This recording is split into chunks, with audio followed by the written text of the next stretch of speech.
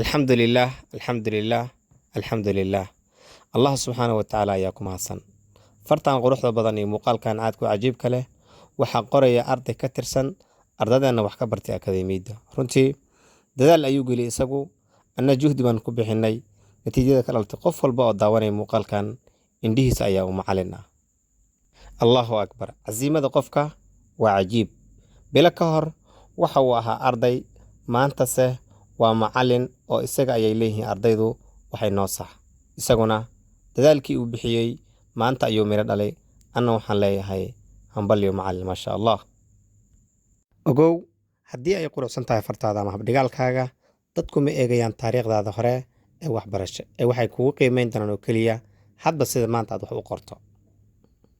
gabagabadii muuqaalkan like saar sidoo kale waa saaxiibadaada